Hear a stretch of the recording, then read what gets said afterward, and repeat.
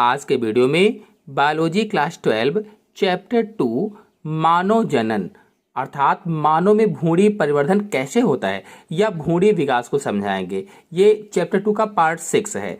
तो यहाँ पर हमने स्त्री जनन तंत्र का चित्र बनाया हुआ है, वो भी केवल आधा बनाया हुआ है क्योंकि हमको यहाँ पर मानव में भ्रूणी परिवर्धन समझाना है, एम्ब्रियोनिक डेवलपमेंट समझाना है।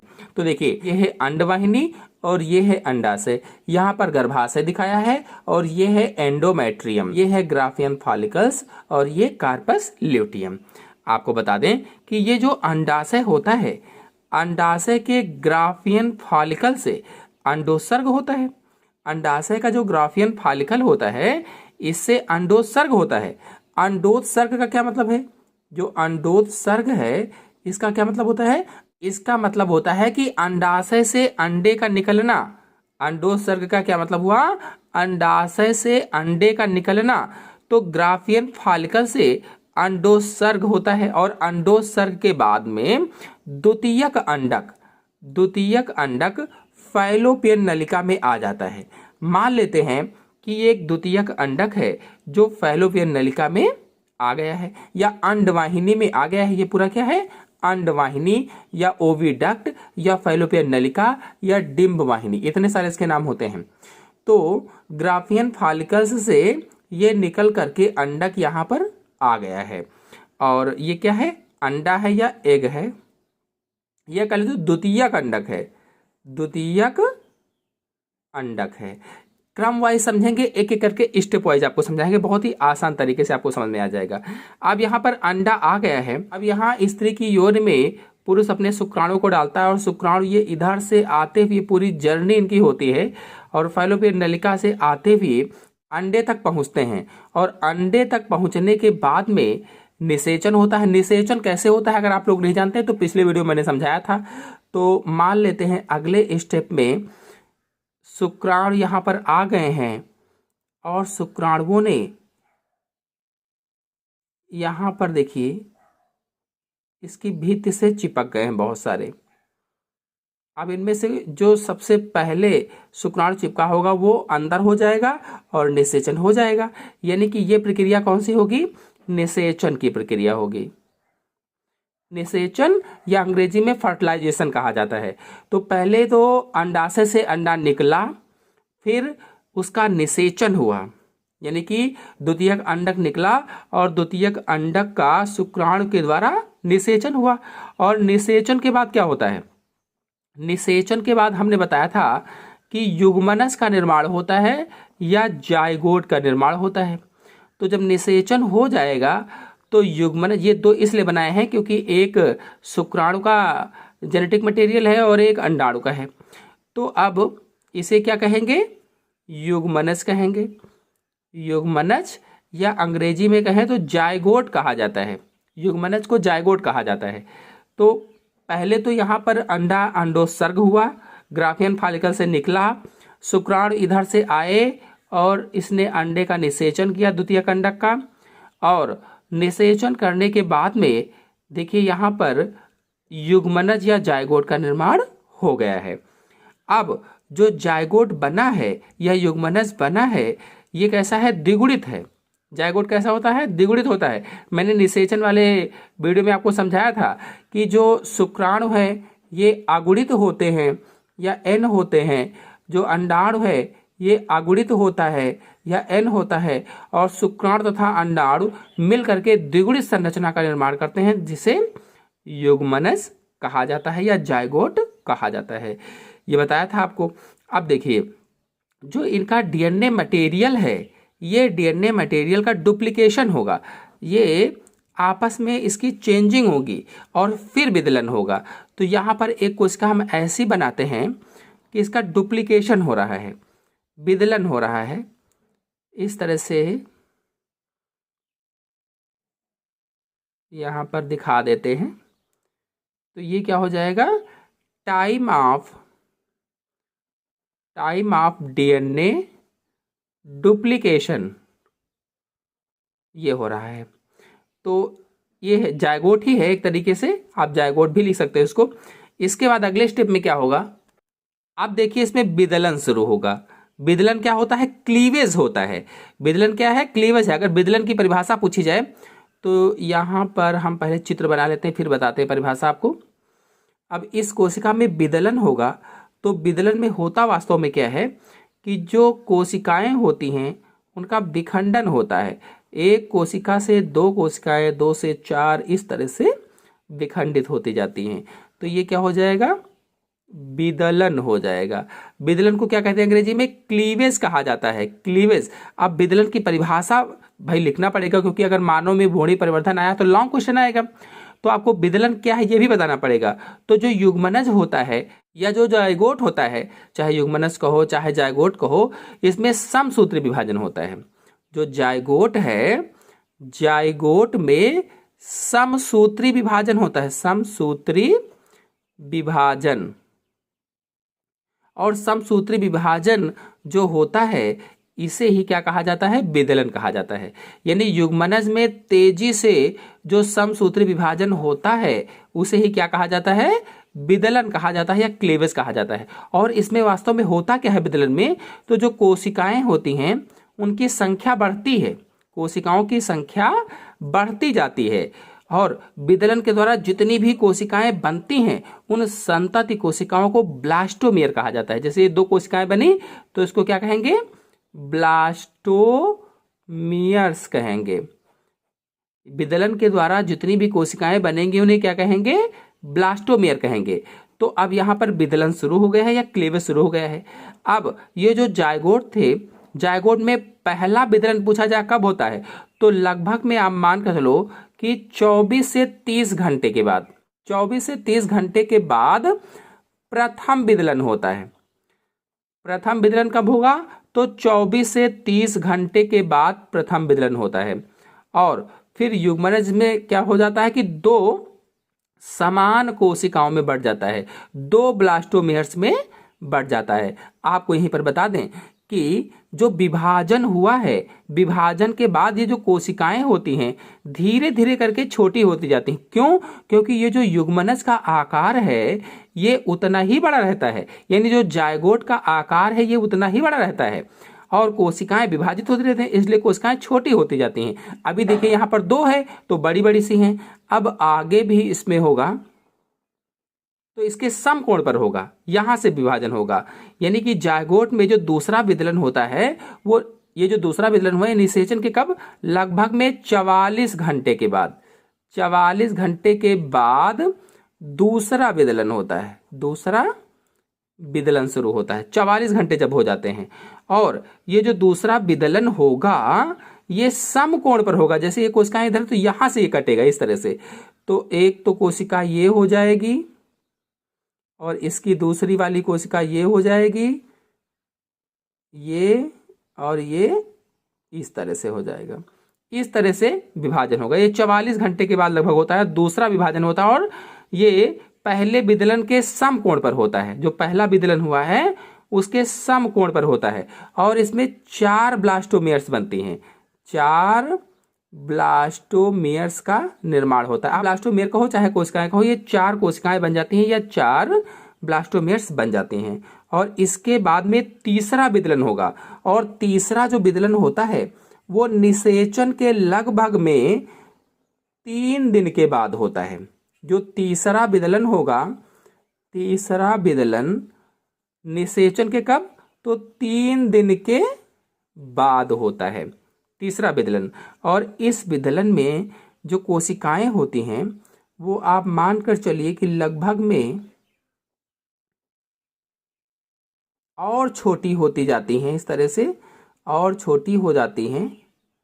तीसरे विदलन में 8 कोशिकीय ये हो जाता है। तीसरे विदलन में आप 8 कोशिकीय बता सकते हैं।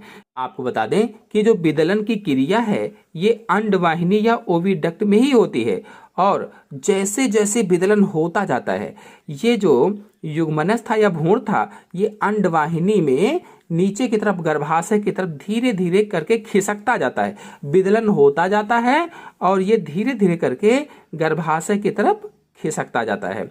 और लगभग में जब 4 बार विदलन हो जाता है तो 4 बार विदलन होने के बाद जो ये युग्मनज था जो भ्रूण था इसमें समसूत्री विभाजनों के द्वारा लगभग में 16 कोशिकाएं बन जाती हैं। 4 बार विदलन होने के बाद में लगभग में इसके अंदर कितनी कोशिकाएं बन जाएंगी? तो लगभग में 16 कोशिकीय हो जाता है ये, या 16 कोशिकाएं बन जाती हैं। जब 4 बार विदलन होता है तो 16 कोशिकीय हो जाता है ये, 16 कोशिकाएं हो जाती हैं। और उस स्थिति में इसे मोरुला कहा जाता है। मोरुला क्या कहते हैं इसे? जब 16 कोशिकीय अवस्था आती है तो उसे क्या कहा जाता है? मोरुला कहा जाता है, या तूतक भी कहा जाता है। तूतक कहो चाहे मोरुला कहो। ये 16 कोश की अवस्था होती है, या 16 ब्लास्टोमेर में बन जाती हैं, जब इसे मोरुला कहते हैं। और ये जो मोरुला है 16 कोशिकाओं की बनी एक ठोस रचना होती है। कैसी होती है? ठोस रचना होती है। देखिए सभी पूरे भर में कोशिकाएं बनी हुई हैं, तो एक ठोस रचना है। और इसका जो आकार होता है वो बिल्कुल जायगोट के बराबर ही होता है। जो इसका आकार है ये बिल्कुल जायगोट के बराबर ही है। और निषेचन के 3 से 4 दिन बाद मोरुला बनता है। आप मान के लो कि 3 से 4 दिन हो जाएंगे, या 3 से 3.5 4 दिन हो सकते हैं, तब मोरुला का निर्माण होता है। यहीं पर आपको बता दें कि जो मोरुला अवस्था होती है, इस अवस्था में मोरुला स्टेज में जो भ्रूण होता है उसके विभिन्न अंग बनने लगते हैं। विभिन्न अंग बनने लगते हैं। और आपको बता दें लगभग में 4 से 5 दिनों के बाद, लगभग में 4 से 5 दिन के बाद में ये जो मोरुला होता है ये गर्भाशय में पहुंच जाता है। 4 से 5 दिन के बाद में जो मोरुला होता है ये कहाँ पहुंचता है? ये गर्भाशय में पहुंच जाता। अब इसकी कोशिकाएं जल्दी से बना देते हैं। सभी सटी हुई कोशिकाएं हैं, और कोशिकाएं बढ़ती ही जाती हैं, अपना कार्य करता रहता है। सभी में केंद्रक होंगे, कोशिकाएं बढ़ती ही जाएंगी। 32 कोश की अवस्था हो जाएगी अब। तो इस तरह से कोशिकाओं की संख्या बढ़ती ही जाती है, लेकिन इसका आकार उतना ही बड़ा है। तो लगभग में 4 से 5 दिन के बाद मोरुला गर्भाशय में पहुंच जाता है। कहाँ पहुंच गया है ये? गर्भाशय या यूट्रस में पहुंच जाता है। और गर्भाशयी जो द्रव होता है, गर्भाशय में जो द्रव होता है उस द्रव में तैरने लगता है। गर्भाशयी द्रव में तैरने लगता है, और उसी से लगभग 3 दिनों तक ये पोषक पदार्थ लेता रहता है। पोषक पदार्थों को ग्रहण करता रहता है, या पोषक पदार्थों को अवशोषित करता रहता है, सोखता रहता है, ऐसे कह लीजिए। कहाँ से? तो इसी गर्भाशय में जो गर्भाशयी द्रव होता है, जो गर्भाशयी द्रव है, उसी गर्भाशयी द्रव से ये पोषक पदार्थों को सोखता रहता है। और इन पोषक पदार्थों को, ये जो पोषक पदार्थ होते हैं, इनको गर्भाशयी दुग्ध कहा जाता है। गर्भाशयी दुग्ध कहा जाता है। और आपको बता दें इसी बीच इसकी कोशिकाएं भी समसूत्री विभाजन के द्वारा संख्या बढ़ाती रहती हैं। समसूत्री विभाजन होता है और कोशिकाएं संख्या बढ़ाती रहती हैं। अब पोषक पदार्थों को ग्रहण करने के बाद जो मोरुला होता है थोड़ा सा बड़ा भी हो जाता है, और बड़ा होने के बाद में ये इसकी कोशिकाएं, देखिए हम जल्दी से बना देते हैं कि ये जो मोरुला था अब ये किस चीज़ में चेंज हो गया है। तो अर्लियल कह लीजिए कि ब्लास्टोसिस्ट का निर्माण करता है। इस तरह से इसकी कोशिकाएं यहाँ पर आ जाती हैं, और कुछ कोशिकाएं इस तरह से यहाँ पर आ जाती हैं। इस तरह से ये दिखने लगता है। तो ये इसे क्या कहते हैं? ब्लास्टोसिस्ट या ब्लास्टुला कहा जाता है। इसे क्या कहा जाता है? ब्लास्टोसिस्ट या यानी कि पोषक पदार्थों का अवशोषण करके जो मोरुला है ये खोखली गेंदनुमा रचना में बदल जाता है। देखिए खोखला हो गया है, यहाँ पर कोशिकाएं आ गई हैं और इधर लग गई हैं, तो खोखली गेंदनुमा रचना में बदल जाता है, और इसे ही ब्लास्टुला कहते हैं या ब्लास्टोसिस्ट कहा जाता है। चाहे ब्लास्टुला कहो, चाहे ब्लास्टोसिस्ट कहो, ब्लास्टोसिस्ट कहो, चाहे कोरक पुटी भी कहा जाता है। हिंदी में कोरक पुटी ही इसे कहा जाता है। और आपको बता दें जो ब्लास्टोसिस्ट है इसके अंदर की जो गुहा होती है इसे ब्लास्टोसील गुहा कहते हैं। ये क्या है? ब्लास्टोसील गुहा कहलाती है। ये जो इसके अंदर के खाली स्थान है इसे ब्लास्टोसील कहा जाता है। और आपको बता दें इसकी जो ये बाहरी परत है, ये जो इसकी बाहरी वाली परत आपको दिख रही है इसे ट्रोफोब्लास्ट कहा जाता है। ट्रोफोब्लास्ट कहा जाता है। बाहरी परत को ट्रोफोब्लास्ट कहते हैं, खाली स्थान को ब्लास्टोसील कहा जाता है। और ये जो यहाँ पर कोशिकाएं घुंडी जैसी लगी हुई हैं, जो ध्रुव पर आ गई हैं, भीतरी कोशिकाएं जो ध्रुव पर आ जाती है, घुंडी जैसी रचना बनाती हैं, इसे भ्रूणीय घुंडी कहते हैं। क्या कहेंगे?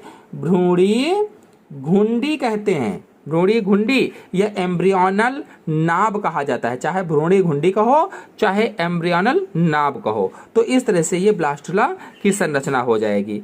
अब देखिए, ये जो ट्रोफोब्लास्ट होता है, ट्रोफोब्लास्ट क्या करता है कि ये कोरियन और एम्नियन नामक भ्रूणीय कलाएं बनाता है। जो ट्रोफोब्लास्ट है ब्लास्ट, ये क्या करता है? एम्नियन व कोरियन नामक भ्रूणीय कलाओं का निर्माण करता है। ट्रोफोब्लास्ट से ही आंवल या प्लेसेंटा भी बनता है। आंवल या प्लेसेंटा का निर्माण भी होता है और यह भ्रूण की सुरक्षा भी करता है। देखिए, चारों तरफ से है तो भ्रूण को घेरे रहता है, उसकी सुरक्षा भी करता है। और आपको बता दें, अब क्या होगा कि अब माता के गर्भाशय में ब्लास्टोसिस्ट का रोपण होगा। अब ब्लास्टोसिस्ट बन गया है, अब इसका क्या होगा? इसके गर्भाशय में, माता के गर्भाशय में इसका रोपण होगा। और ये जो ब्लास्टोसिस्ट है, ब्लास्टोसिस्ट का गर्भाशय की दीवार से जुड़ना ही रोपण कहलाता है। अगर पूछा जाए रोपण किसे कहते हैं, इम्प्लांटेशन किसे कहा जाता है, तो ये जो ब्लास्टोसिस्ट है, ब्लास्टोसिस्ट का गर्भाशय की दीवार से जुड़ जाना, गर्भाशय में धंस जाना ही क्या कहलाता है? रोपण कहलाता है। रोपण। तो इस तरह से ये यहाँ पर आकर के ब्लास्टोसिस्ट इस तरह से धंस जाएगा और यहाँ पर धीरे धीरे ये जो कोशिकाएं हम दिखा देते हैं, ये किनारे वाली इसकी जो कोशिकाएं थी इस तरह से दिखा देते हैं। तो ये क्या हो गया है? रोपण हो गया है, इम्प्लांटेशन हो गया है। ये जो एंडोमेट्रियम है, ये क्या है? एंडोमेट्रियम है। मैंने लिखा भी था यहाँ पर, ये एंडोमेट्रियम है और एंडोमेट्रियम में ये धंस जाता है। जो अब ये होता कब है? तो 7 से 8 दिन के बाद, लगभग में 7 से 8 दिन के बाद में निषेचन के, जब निषेचन होता है तो निषेचन के 7 से 8 दिन के बाद में ये जो भ्रूण का भ्रूणीय सिरा है ये गर्भाशय में धंस जाता है या एंडोमेट्रियम में धंस जाता है या गर्भाशय की दीवार में धंस जाता है। आपको बता दें, जो ट्रोफोब्लास्ट है, इस ट्रोफोब्लास्ट की कोशिकाएं लाइटिक एंजाइम का श्रावण करती हैं। ये जो ट्रोफोब्लास्ट की कोशिकाएं हैं लाइटिक एंजाइम का श्रावण करने लगती हैं और लाइटिक एंजाइम के कारण ये जो एंडोमेट्रियम की दीवार थी इसकी कोशिकाएं नष्ट हो जाती हैं और नष्ट होने से भ्रूण अंदर की तरफ धंसने लगता है या धंस जाता है। और ये जो ब्लास्टोसिस्ट है, ब्लास्टोसिस्ट 3 प्राथमिक जनन स्तरों वाली रचना बनाता है या 3 प्राथमिक जनन स्तरों वाली रचना में बदल जाता है। जब ये धंस जाता है तो ब्लास्टोसिस्ट क्या करता है? 3 प्राथमिक जनन स्तरों वाली रचना बनाता है। 1, 2, 3 कौन कौन सी प्राथमिक रचनाएं बनेंगी? एक तो एक्टोडर्म हो जाएगा, दूसरा मीसोडर्म हो जाएगा और तीसरा एंडोडर्म हो जाएगा। एक्टोडर्म, मेसोडर्म, एंडोडर्म, बीच वाली को मेसोडर्म कहते हैं। तो एक्टोडर्म, मेसोडर्म और एंडोडर्म 3 जननिक स्तरों का निर्माण करता है। और आपको बता दें, इन्हीं जननिक स्तरों से विभिन्न अंगों का निर्माण होता है, विभिन्न अंग व अंग तंत्रों का विकास होता है। ये जो जननिक स्तर होते हैं, इन्हीं स्तरों से विभिन्न अंगों व अंग तंत्रों का निर्माण होता है। और ये अवस्था कहलाती क्या है? तो इस अवस्था को गैस्ट्रुला कहते हैं। गैस्ट्रुला स्टेज क्या कहा जाता है? गैस्ट्रुला स्टेज या गैस्ट्रुलेशन कहा जाता है। गैस्ट्रुलेशन कहा जाता है। तो ये गैस्ट्रुला स्टेज हो जाएगी। आपको बता दें, इसी तरह से 6 सप्ताह में इन स्तरों से, कौन से? जननिक स्तरों में सभी अंगों के लिए कलिकाएं निकलने लगती है। कलिकाएं क्या है? इस तरह से, जैसे हाथ बनना है तो इस तरह से कलिका निकल आई, पैर बनना है तो इस तरह से कलिका निकल आई। तो लगभग में 6 सप्ताह के अंदर ही या 6 सप्ताह के बाद ही ये जो 3 जननिक स्तर होते हैं, एक्टोडर्म, मेसोडर्म और एंडोडर्म, इन जननिक स्तरों से 6 सप्ताह में यथास्थान का मतलब है कि जहां पर जो अंग बनना है उभार बनने लगते हैं, उभार का निर्माण हो जाता है। और 7वें सप्ताह में या 7वें से 9वें सप्ताह में हाथ व पैर बन जाते हैं। अगर 7 से 9 सप्ताह की बात की जाए तो शिशु के हाथ व पैरों का निर्माण हो जाता है।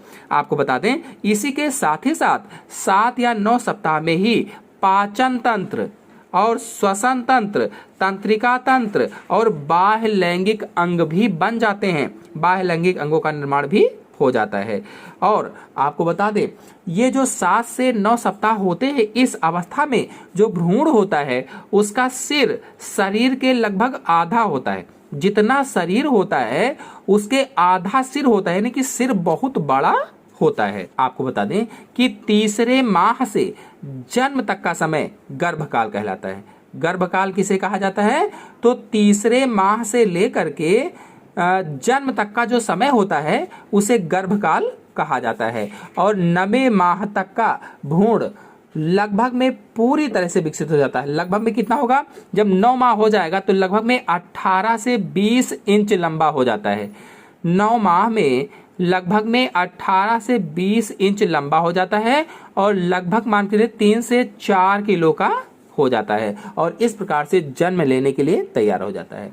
तो इस प्रकार से मैंने आज के वीडियो में आप सभी लोगों को मानव में भ्रूणी परिवर्धन या भ्रूणी विकास या एम्ब्रियोनिक डेवलपमेंट इन ह्यूमन को समझाया। आशा है आपको अच्छी तरह से समझ में आ गया होगा। समझ में आ गया हो तो वीडियो को लाइक कीजिए, अपने दोस्तों में शेयर कीजिए और चैनल पहली बार आए हैं तो चैनल को सब्सक्राइब भी कर लीजिए। धन्यवाद।